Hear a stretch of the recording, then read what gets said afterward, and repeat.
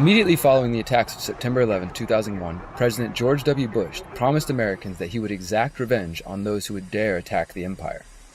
W's program of shock and awe gave the American public an upfront look at what the U.S. military was prepared to do to the enemies of freedom and democracy. Light them all up. Come on, fire! Hey, Roger. Keep shoot. On September the 11th, enemies of freedom committed an act of war against our country. The bombing of Iraq was only the beginning of a larger conflict that the Bush administration dubbed the War on Terror. Our war on terror begins with Al-Qaeda, but it does not end there. It will not end until every terrorist group of global reach has been found, stopped, and defeated. The War on Terror did not end in the physical battlefield, however. The U.S. government was determined to root out all possible terrorist activity and, in the process, roll back as many of America's hard-earned liberties as possible. Only 45 days after the 9/11 attacks, the U.S. Congress passed the infamous USA Patriot Act. Congress passes a sweeping new anti-terrorism bill as the international hunt continues for the terrorists known simply as the Patriot Act. The full Orwellian title is the Uniting and Strengthening America by Providing Appropriate Tools Required to Intercept and Obstruct Terrorism Act. On October 26, 2001, President George W. Bush signed the Patriot Act, which gave law enforcement broader authority to investigate and prosecute suspected terrorists. The Patriot Act dramatically expanded the U.S. government's abilities to monitor emails and landline phone calls and allowed access to voicemail through a search warrant rather than through a traditional wiretap order. Today we take an essential step in defeating terrorism. For the first time, U.S. government agencies could justify gathering any and all information on its enemies.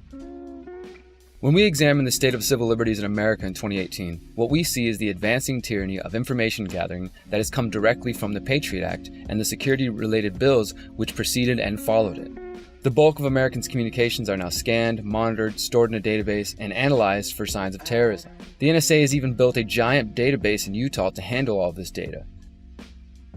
Big Brother and Big Sister are listening through an array of devices. If you're trying to remain unmonitored, this is what you're up against in modern America. Cell site simulators, aka stingrays. A stingray acts like a cell tower decoy. In what's called a man-in-the-middle attack, it tricks cell phones into thinking it's the nearest cell tower, phones connect to the stingray, and police can access a range of personal information. But they don't just get intel on one phone. Every phone nearby is forced to divert to the stingray. Calls are passed on to a real cell tower. Data scooped up stays with police. Automatic license plate readers, audio recording devices, aka gunshot detectors. Click on that. Hidden cameras and microphones in public, thermal imaging planes and drones. We now know that all this technology is used to collect data about you at all times. We know that the surveillance landscape today far exceeds even the limitations of the original Patriot Act. The Patriot Act was the catalyst for the national security tech complex to do what it does today. Whether or not it was the original intention, the Patriot Act paved the way for the government to gather all of your data without your consent, constantly, across all devices, whether you are connected to a so-called terrorist activity or not. The Patriot Act is the foundational legislation upon which the military-industrial complex has built legal justification for direct cooperation between government employees, directors of private tech, and intelligence companies, and military officials. The acquisition of unwarranted influence, whether sought or unsought, by the military-industrial complex. The potential for the disastrous rise of misplaced power exists and will persist. We must never let the weight of this combination endanger our liberties or democratic processes. We should take nothing for granted. Only an alert and knowledgeable citizenry can compel the proper meshing of the huge industrial and military machinery of defense with our peaceful methods and goals, so that security and liberty may prosper together. There are many other steps taken by the U.S. government and their misguided war on terror which erode away at the civil liberties Americans were once afforded. The Defense Advanced Research Projects Agency, known as DARPA, is the government agency responsible for all of the exciting and terrifying emerging military technologies. Dynetics is developing Gremlins technology for DARPA to shape the future of unmanned airborne operations. The warfighter is increasingly counting on unmanned systems in contested environments to counter the rise of threat technologies. Gremlins is here to address these demands. In January 2002, DARPA established the Information Awareness Office, an agency with a logo featuring a pyramid with an all-seeing eye looking over the world with the motto, Scientia est potentia, or knowledge is power. The creation of the Information Awareness Office brought together several DARPA projects that focused on using surveillance and data mining to track and monitor terrorists and other threats to U.S. national security. In November 2002, the New York Times reported that DARPA was developing a classified tracking program called Total Information Awareness, or TIA. It was intended to detect terrorists by studying millions of pieces of data. The program was designed to create huge databases to gather and store personal data from emails, social media, credit card records, phone calls, medical history, and online history without the need for a search warrant. The Electronic Privacy Information Center says the goal of Total Information Awareness was, quote, to track individuals through collecting as much information about them as possible and using computer algorithms and human analysis to detect potential activity. The man behind TIA was Vice Admiral John M. Poindexter, who was the National Security Advisor in the Reagan administration, who was convicted in 1990 for his role in the Iran-Contra scandal. Poindexter's conviction would later be overturned by a federal appeals court because he was granted immunity in exchange for testifying about his wrongdoing. Poindexter later argued that the U.S. government must be granted even more powers than were given in the original Patriot Act. Public criticism of the TIA program would grow so loud that Congress was actually forced to defund the Total Information Awareness Program and the entire Information Awareness Office in 2003. Or, so they thought. Despite the defunding, many Americans suspected that the programs were still being developed only under different names using different agencies. This fact would later be confirmed by Edward Snowden's leaks of 2013. For those paying close attention, however, it was known for at least 7 years before the Snowden leaks that the government was looking for ways to gather as much data on everyone as possible. In 2003, lawmakers voted to shut down Total Information Awareness, a program that developed technologies to predict terrorist attacks by mining government databases and the personal records of people in the United States. The program was halted primarily because of privacy concerns, but also because its main advocate was John Poindexter, known for his involvement with the Iran-Contra scandal of the 1980s. It now appears the project was stopped in name only, and that TIA is in fact continuing. The National Journal reports TIA was moved from the Pentagon's Research and Development Agency, known by its acronym DARPA, to another group which builds technologies primarily for the NSA. The names of key projects were changed, apparently to conceal their identities, but their funding remains intact, often under the same contracts. In 2002, a consulting firm called Hicks & Associates, reportedly run by former defense and military officials, was awarded a $19 million contract to build a prototype for TIA. Finally, in 2013, even the magazine Scientific American was forced to acknowledge that the Total Information Awareness Program never ended. Edward Snowden had made it perfectly clear by that point that Americans are now living in a surveillance state. One guy sitting in front of a monitor can track with precision an unimaginably large number of people. For the first time in human history, it's both technologically and financially feasible for governments to track and store nearly complete records of our private lives. Unfortunately, the Patriot Act and Total Information Awareness were not the only attempts to strip away Americans' rights in the name of fighting terrorism. You might have never heard of the Patriot Act too, but in the years following the 9/11 attacks, it was synonymous with an attempt by the Bush administration to seize even more tyrannical powers. In February 2003, the Center for Public Integrity obtained a draft of unreleased legislation by the staff of John Ashcroft, who was the Attorney General at the time. The draft act was known as the Domestic Security Enhancement Act of 2003, or the Patriot Act II as it became known. At the time of the release of the text, the bill had reportedly only been seen by a handful of people. The draft of the bill was immediately criticized as an expansion of the already invasive powers granted to the Bush administration in the first Patriot Act. The American Civil Liberties Union outlined some of the most egregious changes proposed in the Patriot Act II. For example, Section 301 to 306 would have created a terrorist identification database, a DNA database for suspected terrorists. A few of the other changes proposed by the Domestic Security Enhancement Act of 2003 include: 1. The government would no longer be required to disclose the identity of anyone, even an American citizen, detained in connection with a terrorist investigation until criminal charges are filed, no matter how long that takes. 2. Current court limits on police spying on religious and political activity would be repealed. 3. The government would be allowed to obtain credit records and library records without a warrant. 4. Americans could be extradited, searched, and wiretapped at the behest of foreign nations, whether or not current treaties allow it. 5. Lawful immigrants would be stripped of their right to a fair deportation hearing, and federal courts would not be allowed to review immigration rulings. Now, I know you're hearing this and probably thinking, well, surely those are legitimate acts to take against a terrorist. Those laws would never be used against me. But you have to stop and consider the fact that the US government is the one that gets to define what exactly terrorism is and what exactly terrorist activity is. Do not move! Put your hands behind your back! Stay on your stomach! Cuffs! Flex! In addition, if their aim is truly to fight terror, why would they be keeping this secret from the public? At the time, the Washington Times noted, Democrats said the strategy was to sneak the elements of the bill through Congress without presenting it as the next installment of the Patriot Act. So that's what they did. Instead of trying to pass the act as a standalone piece of legislation, most of the provisions were snuck into other bills that were guaranteed to pass. One provision of the Patriot Act, too, that was quickly adopted under a different name has to do with a government tool known as national security letters. The Patriot Act vastly increased the use of national security letters, a tool that is used by the federal government, which allows them to force telecommunications companies to give customer information without the use of a warrant or a judge. The national security letters are typically issued by the FBI to gather information from companies when related to national security investigation. This information can include customer names, addresses, phone and internet records, and banking and credit card statements.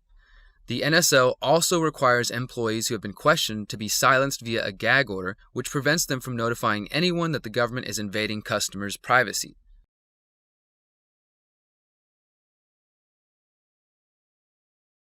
In November 2003, Congress voted in favor of an intelligence bill which expanded the use of national security letters by redefining the term financial institution. This allowed the U.S. government to issue national security letters and subsequent gag orders to insurance companies, real estate agents, the U.S. Post Office, travel agencies, casinos, pawn shops, car dealers, and other businesses whose, quote, cash transactions have a high degree of usefulness in criminal, tax, or regulatory matters. One of the darkest elements of the Patriot Act, too, was codified into law in 2011 when President Obama signed the National Defense Authorization Act. The NDA 2012 included provisions which allowed the indefinite detention of American citizens without trial or charge in language very similar to the Second Patriot Act. Indeed, much of the plans of the Patriot Act are now common activities of local, state, and federal law enforcement. The bulk of American communications are now scanned, monitored, stored in a database, and analyzed for signs of terrorism. There is one more element of the surveillance landscape that we have not yet explored. The government is not the only player in the surveillance industry. Private companies also produce surveillance technology and sell it to law enforcement and government agencies, including the Harris Corps with Stingray cell phone surveillance tools, Vigilant Solutions with their massive network of automatic license plate reader cameras, L3 Communications who produce everything from police body cameras to the device that can see through walls, GeoFedia's social media monitoring, online surveillance from Palantir and Media Sonar, and so on. But there is also another player in the surveillance state: social media. And online companies like Facebook are tracking our activities and collecting information. Every day, millions of people around the world voluntarily sign away their privacy and liberty when they download the latest trendy app or game without reading the terms of service. These agreements often give these private companies access to your camera, your contacts, your images, etc. We must take an honest assessment and ask ourselves, if we truly value privacy, and if we do, does keeping that privacy matter more to you than downloading that new app or game? Millions more are volunteering their information, including likes, dislikes, location, relationship status, fears, hopes, frustrations, and personal secrets by using social media platforms, namely Facebook and Instagram. Most concerning is the possibility that Facebook executives may have had close ties to CIA venture capital firm In-Q-Tel. Publicly, In-Q-Tel markets itself as an innovative way to leverage the power of the private sector by identifying key emerging technologies and providing companies with the funding to bring those technologies to market. In reality, however, what In-Q-Tel represents is a dangerous blurring of the lines between the public and private sectors, in a way that makes it difficult to tell where the American intelligence community ends and the IT sector begins. Two of the names that come up most often in connection with In-Q-Tel, however, need no introduction: Google and Facebook. The publicly available record on the Facebook In-Q-Tel connection is tenuous. Facebook received $12.7 million in venture capital from Excel, whose manager, James Breyer, now sits on their board. He was formerly the chairman of the National Venture Capital Association, whose board included Gilman Louie, then the CEO of In-Q-Tel. The connection is indirect, but the suggestion of CIA involvement with Facebook, however tangential, is disturbing in the light of Facebook's history of violating the privacy of its users. Around the time Facebook was launched, a similar government project was coming to an end. LifeLog was a project of the Information Processing Techniques Office of DARPA, designed, quote, to be able to trace the threads of an individual's life in terms of events, states, and relationships, with the ability to take in all of a subject's experiences from phone numbers dialed and email messages viewed to every breath taken, step made, and place gone. DARPA contractors stated that LifeLog software, quote, will be able to find meaningful patterns in the timetable to infer the user's routines, habits, and relationships with other people, organizations, places, and objects. Ultimately, the project was abandoned amid the same fears that rejected the Total Information Awareness Program and the Patriot Act II. Is it correct that when John Poindexter's program, Operation Total Information Awareness, was closed, that several of Mr. Poindexter's projects were moved to various intelligence agencies? I don't know the answer to that question. Do any of the other panel members know this? The press has reported intelligence officials saying that those programs run by Mr. Poindexter, I and others on this panel led the effort to close it. We want to know if Mr. Poindexter's programs are going on somewhere else. Can anyone answer that? Mr. Mueller? I have no knowledge of that, sir. Any other panel members? Senator, I'd like to answer in closed session.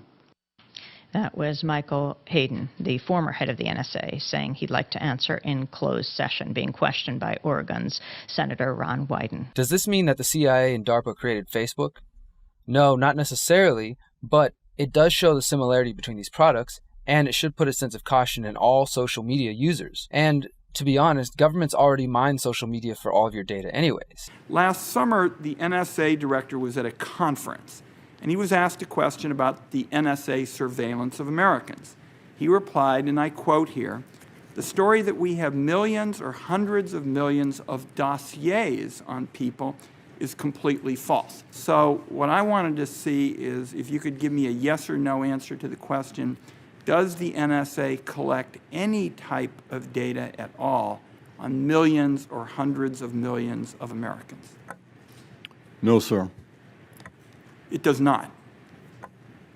Not wittingly. There are cases where they could inadvertently, perhaps, collect, but not wittingly. In the end, we the people may have already handed the government and their partners in private industry all the information they need to control us, study us, and manipulate the masses. For one reason or another, most of the public has rejected military-developed, government-run spying platforms in favor of similar systems designed by corporations who are happy to share their information. Whether we are speaking about government surveillance and invasions of privacy, corporate spying and intrusion, or voluntary self-reporting of private information, we cannot ignore the fact that we are living in a state of complete and perpetual surveillance. We must ask ourselves what, if anything, privacy is going to mean for the coming generations who are being born into a world where surveillance is normalized and privacy is a relic of a long-past era. Will you stand up for your right to be free from search, questioning, monitoring, and molestation? Or will you stand by and do nothing as the last signs of privacy and freedom are stripped away from us? The choice is yours. Thank you for watching. This is The Conscious Resistance with Derrick Broze.